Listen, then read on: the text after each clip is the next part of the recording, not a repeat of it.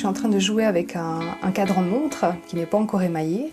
Donc on n'a que la partie squelette avec les ajours. Et mon but, c'est de mettre la couleur, de faire en sorte que le verre va adhérer aux cloisons et que le tout va se tenir en fait comme un vitrail.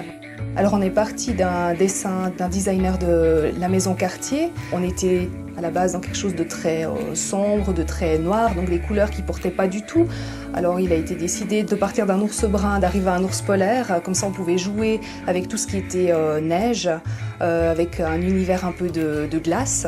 Donc les couleurs ont été entièrement repensées pour que le plique à jour ressorte au mieux. Je vais utiliser pour un dégradé 2 couleurs. Je vais mélanger la couleur A avec la couleur B.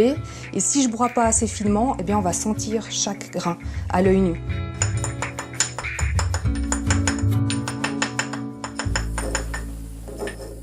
Là, on peut vérifier le broyage des émaux soit visuellement, en fait. Là, je sais que c'est beaucoup trop gros. Et aussi au son. Plus le son va devenir grave, plus l'émail sera broyé finement. Et puis ça, ma foi, voilà, c'est à l'oreille qu'on le fait. Le défi principal, c'était de partir sur un plique à jour, mais qui finalement allait être obstrué.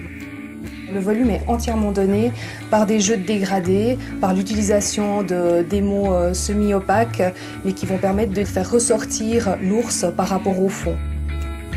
Alors entre le moment où je broie les émaux et puis le moment où j'ai fini le cadran, il y aura de nombreuses cuissons. J'alterne en fait les phases de pose de la couleur suivant un certain dégradé, en suivant une orientation des dégradés. Et puis après je cuis ces émaux pour qu'ils passent de l'état de broyer à uni.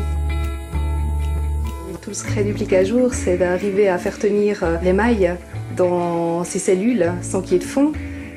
Et ça, c'est un secret que je souhaite encore regarder un petit moment. L'ours n'est pas encore fini parce qu'il ne serait pas complet sans les petites étoiles qui animent le ciel. Alors ça implique une phase de pose de petits paillons d'argent découpés. Et enfin, ces paillons sont recouverts d'une petite couche d'émail afin qu'elles soient emprisonnées entre 2 couches de verre et que l'argent ne s'oxyde jamais. Il y a eu 4 propositions préalables jusqu'à ce qu'on arrive enfin à la 5e à se mettre d'accord sur le choix de couleur, l'épaisseur de l'émail et puis la position des petites étoiles. Là, on a un produit fini. Tout est équilibré, on sent bien l'ours se détacher du ciel.